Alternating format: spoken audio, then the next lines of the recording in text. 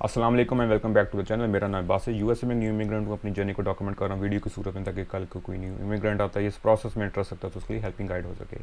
आज की वीडियो में हम डिस्कस करना चाह रहे हैं कि आप यूएसए में हैं और आपका पाकिस्तानी पासपोर्ट एक्सपायर हो गया तो उसको रिन्यू किस तरह कराना है, या गुम गया है या डैमेज हो गया तो उसको भी किस तरह आपने टेक केयर करना है। तो हम स्क्रीन शेयर कर लेते हैं। तो थोड़ा सा एक्सप्लेन कर देता हूँ कि यूएसए में एक यूएस एम्बेसी है वाशिंगटन डीसी में, और डिफरेंट कॉन्सुलेट्स हैं जिस तरह लॉस एंजलिस में, ह्यूस्टन में, न्यूयॉर्क में, शिकागो में।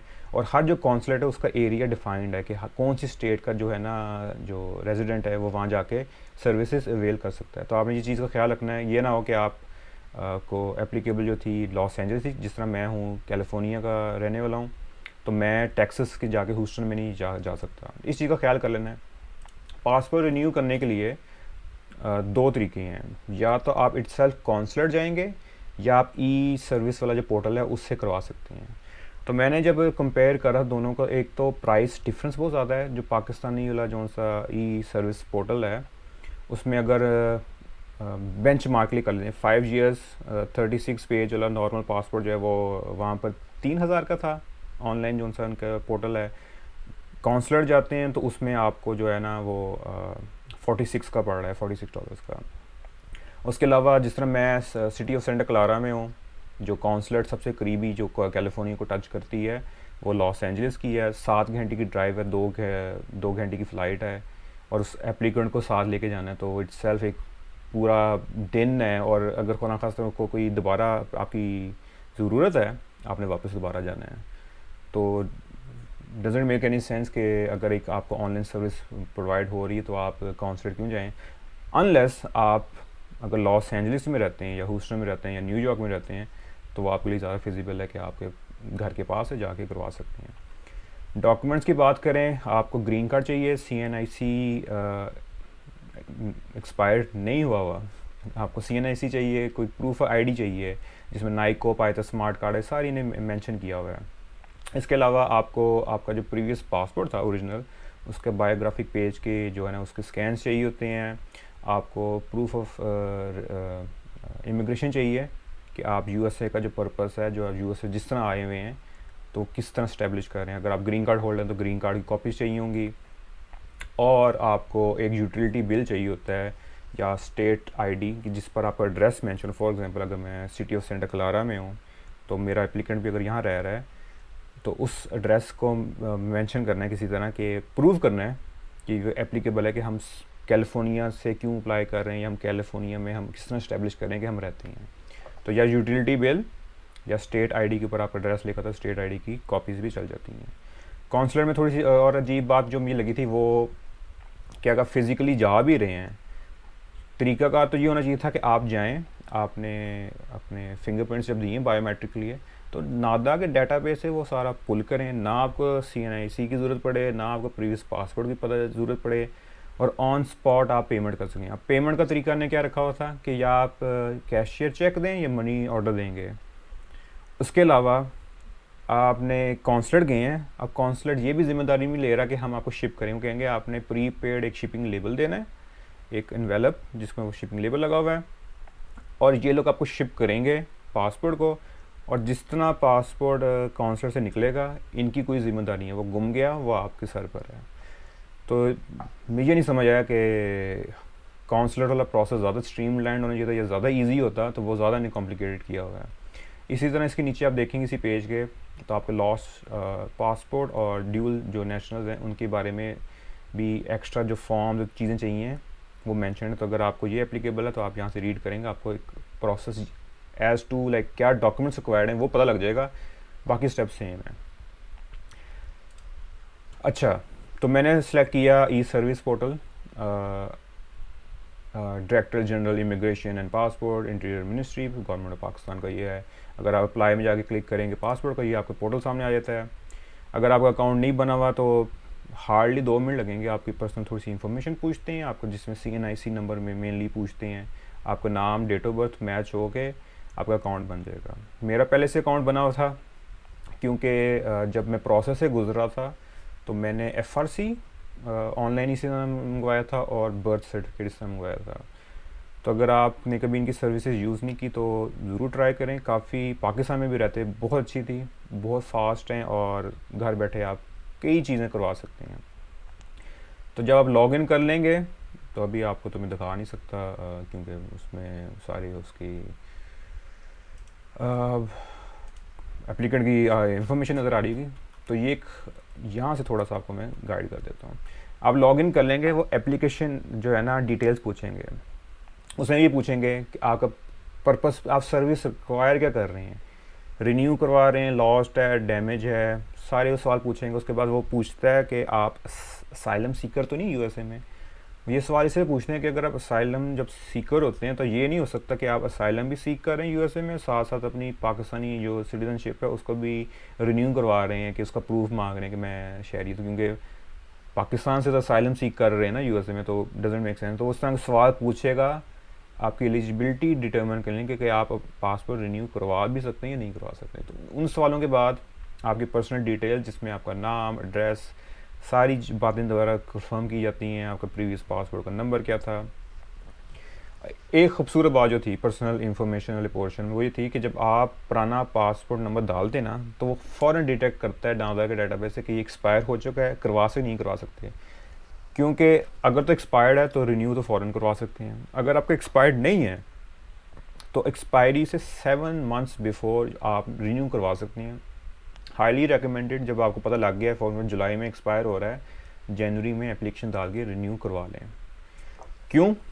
इवन तो आपके पास ग्रीन कार्ड है, पासपोर्ट ट्रैवल डॉक्यूमेंट होता है। जब भी आपने यूएसए से एग्जिट करना है या वापस एंटर होना है तो आपको एक ट्रैवल डॉक्यूमेंट चाहिए जिसका नाम है पासपोर्ट, साथ में आपको एक परमिशन चाहिए थी, वो ग्रीन कार्ड है कि भाई क्यों आ सकते हो अब यूएसए में। तो ये दोनों कंबाइन होकर भी ट्रैवल हो रहा होता है। एड्रेस ऑफ डिलीवरी और पासपोर्ट जो है ना वो उसके बारे में पूछते हैं। अब आपको थोड़ा सा डिस्कस कर लेते हैं इसकी चार्जेस के बारे में। जिस तरह आपको मैं देखें काउंटर पर दिखा रहा था, मशीन रीडेबल इधर 5 साल वाला 46 का है ऑर्डिनरी, और अर्जेंट जो $120 का है। अगर आप चेक करें, पहले तो आपने ये फिगर आउट खुद करना है कि आपको 5 साल चाहिए, 10 साल चाहिए। Again I will highly suggest कि अगर आपके पास 1500 एक्स्ट्रा हैं या जो भी हैं, आप 10 ईयर्स का बनाएं। उसका फ़ायदा ये होता है, एक तो सरदर्द खत्म हो गई, एक बनाया आपको पता है यार 10 साल तक मुझे टेंशन कोई नहीं है। और जब जब आप रिन्यू करवाएंगे तो वो आपको अपने पास रिकॉर्ड तो रखना है ना, तो आपके मल्टीपल पासपोर्ट्स इकट्ठे होते रहेंगे और खाना खासा एक पासपोर्ट गुम जाए, फिर आपने उसको तो एक्सप्लेन करना है कि वो पासपोर्ट गुम किस तरह गया था, सारा सरदर्द है। तो जो हमारा एप्लीकेंट था उसके लिए मैंने तो 10 ईयर्स किया, मैं कहता एक बार बनाओ, अगले 10 साल तक कवर्ड रहता है बंदा। तो अगर हम कंपेयर करें तो वहाँ पर $46 थे, जो ऑलमोस्ट आई थिंक 4.5 टाइम्स बन जाता है, क्योंकि जो 3000 है ऑलमोस्ट $10 हो गए और वो 46 मांग रहे हैं। तो काफ़ी अफोर्डेबल था, प्लस आपके सर्विस चार्जेस, और प्लस आप पोर्टल को यूज़ करें तो आपको वो कहेंगे शिपिंग लेबल के। तो ये 3 चार्जेस को कलेक्ट हो के आपका पासवर्ड रिन्यू हो रहा है अगर आप पोर्टल को कर रहे हैं। एक तो आप घर बैठे आपको सर्विस मिल रही है, आप दूसरी स्टेट नहीं जा रहे, और कुछ ये भी नहीं है कि मैं बहुत ज़्यादा ओवर चार्ज का पे कर रहा हूँ ऑनलाइन सर्विस के लिए। तो मेरे लिए ये काफ़ी अच्छा था ऑप्शन। इसके बाद डॉक्यूमेंट्स को अपलोड किस तरह करना है, इनमें जब आप पोर्टल में होंगे ना, ये वाला पोर्शन आपको नज़र आ रहा होगा, डॉक्यूमेंट्स प्लस स्लैश फिंगरप्रिंट्स वाला। इसी के अंदर ये गाइड्स आपको नज़र आ रही। मैंने तो इनकी वेबसाइट से डाउनलोड की हुई हैं, लेकिन उस वक्त भी आपको गाइड्स नज़र आ रही। वो कहेंगे कि जेपैक हो, पीएनजी हो या जेपीजी हो, पीडीएफ फॉर्म जो फॉर्मेटली फाइल है वो सिलेक्ट करेंगे तो वो अपलोड नहीं करने देता।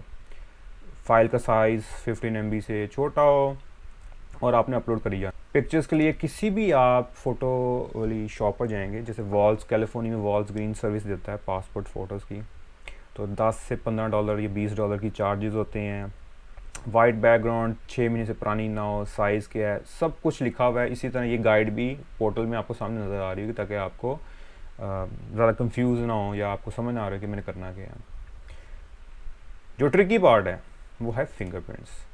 जब आप पोर्टल में होंगे तो ये फॉर्म जो होगा ना प्री फिल्ड होगा, प्री फील्ड से मतलब मुराद ये है कि आपका ट्रैकिंग आईडी पहले मेंशन होगा, फर्स्ट नेम और लास्ट नेम पहले मेंशन होगा, और जो बॉक्स हैं फिंगरप्रिंट्स के उसमें क्रॉस लगे होंगे, वो आपने फिंगरप्रिंट्स सबमिट नहीं कराने हैं।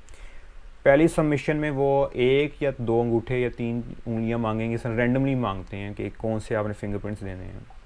अगर वो रिजेक्ट हो जाए, क्योंकि ये फॉर्म आप अपलोड करेंगे, वो नादरा के डेटाबेस जाता है, वहाँ से वो चेक होते हैं, इंस्टेंटली अगर अप्रूव हो जाएंगे तो आपको प्रोसेस सिंपल हो गया। हमारे बारे में ये हो रहा था कि जब मैं इसको सबमिट कराता था तो वो पहली बार रिजेक्ट हो गया, तो उसके लिए फिर मैंने एक स्टेप एक्स्ट्रा करना पड़ा। मैं थोड़ी सी बाद में आपको एक वीडियो क्लिप नज़र आएगा, उसमें एक्सप्लेन करता हूँ।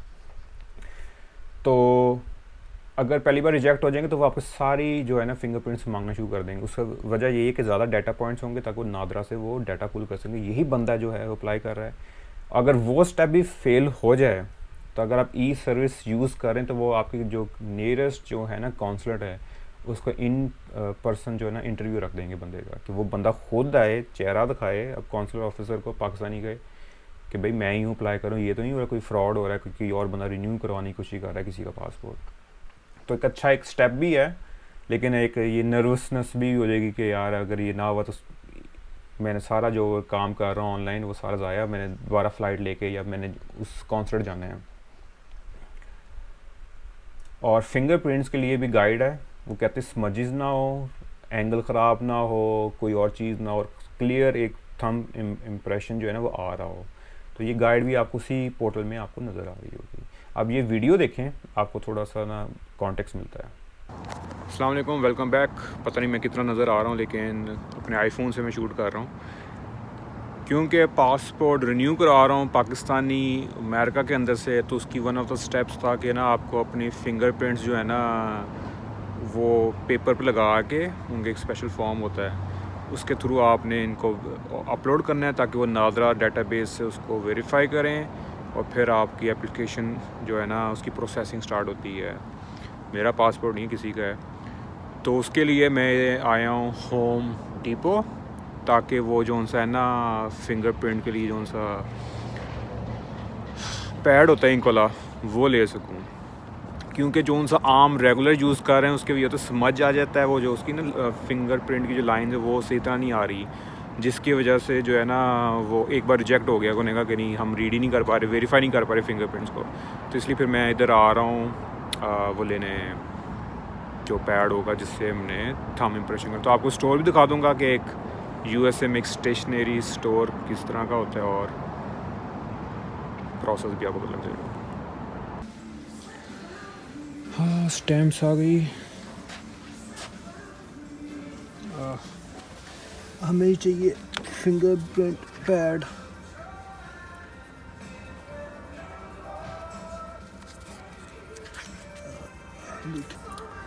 हमें ये चाहिए था, $6 का है, इसके अलावा तो कोई और चीज़ नहीं पड़ी मेरे ऊपर काम की। जो स्टैम्प पैड भी है, मेरा ख्याल इससे काम हो जाएगा।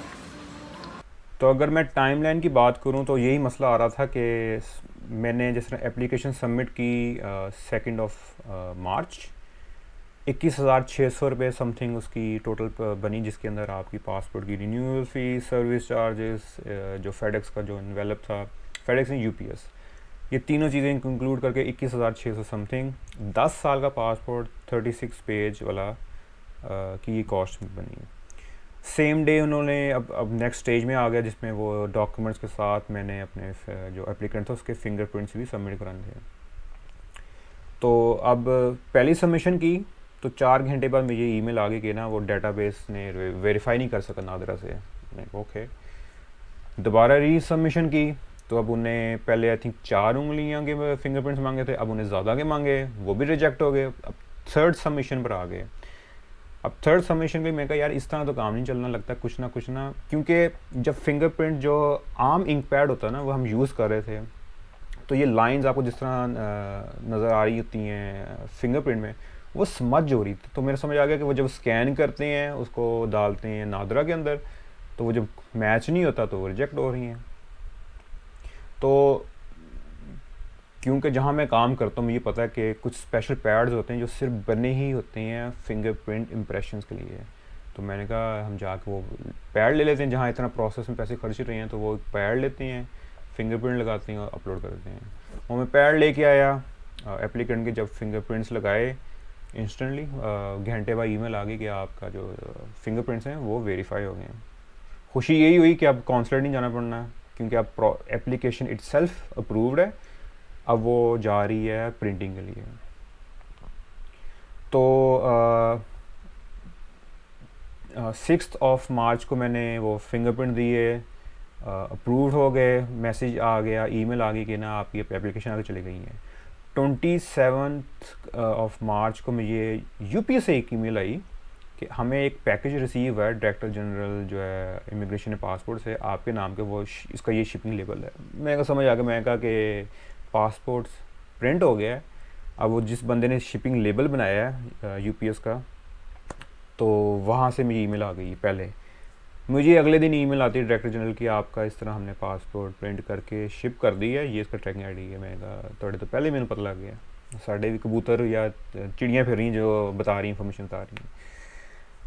27 को वो हुआ, और 30 मार्च को एग्जैक्टली 2 हफ्ते बाद, क्योंकि अर्जेंट पासपोर्ट हमने कराया था, अर्जेंट 2 हफ्ते होता है, नॉर्मल 4 हफ्ते होता है। पासपोर्ट का जो पैकेज है वो डिलीवरी करने बंदा आ गया, और डिलीवरी करते हुए उसने 21 साल से ज़्यादा उम्र का बंदा जिसके नाम वो पासपोर्ट था वो, और सिग्नेचर रिक्वायर्ड है।